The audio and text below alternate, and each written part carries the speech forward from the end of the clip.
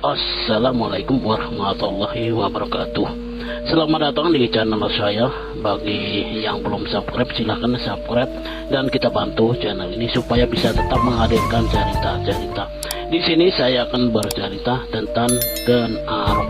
Siapa dan bagaimana cerita tentang Ken Arok? Selamat mengikuti.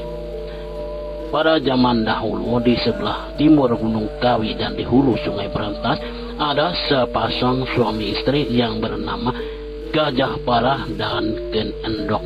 Walaupun mereka sudah menikah beberapa saat, akan tetapi mereka belum dikaruniai keturunan. Pada suatu hari, Ken Endok pergi ke tegalan yang bernama Lalateng.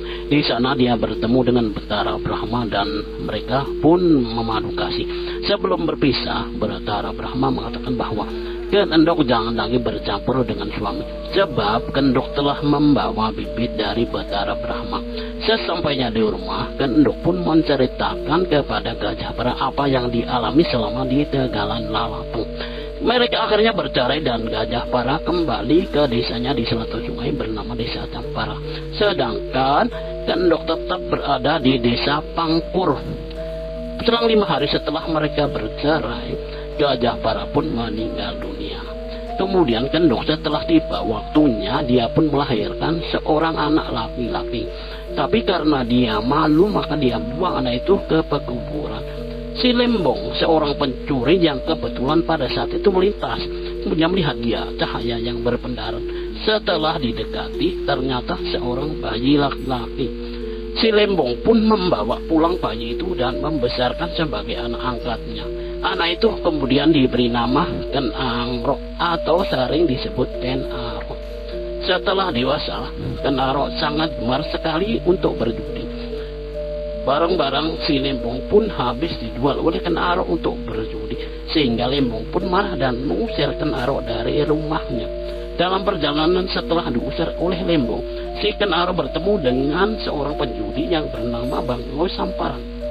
Bangau Samparan pun mengajaknya untuk pergi ke tempat judi.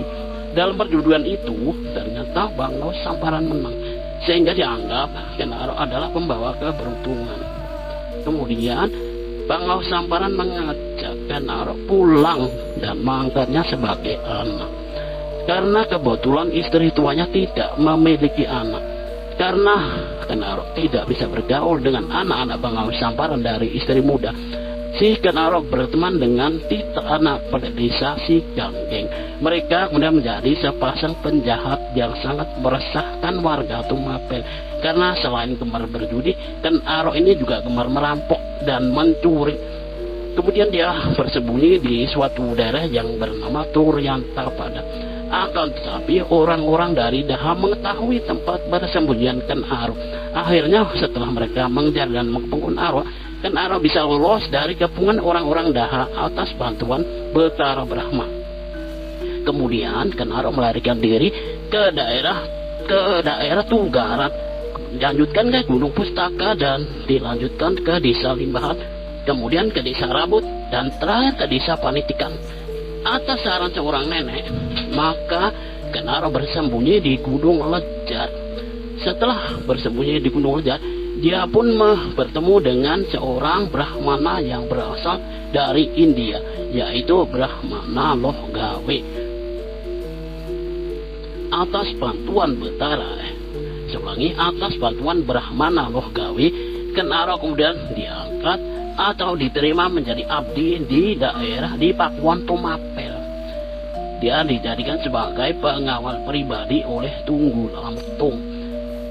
Pada suatu saat, di saat Tunggul Lamtung dan istrinya Ken Dedes hendak berwisata ke hutan yang namanya hutan Bogoji, pada saat di tengah jalan ketika kereta berhenti dan Ken Dedes turun, kain Ken Dedes pun tersilpak sehingga terlihat betis, paha dan kemauan Ken Dedes yang bercahaya.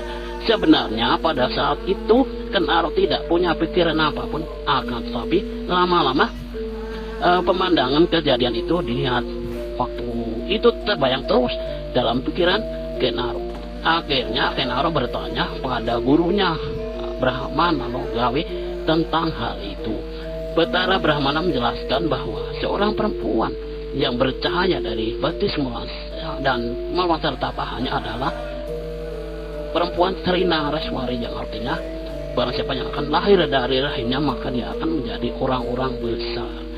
Karena perkataan gurunya itu, maka Ken Arok menjadi terobsesi untuk memiliki Ken Dedes.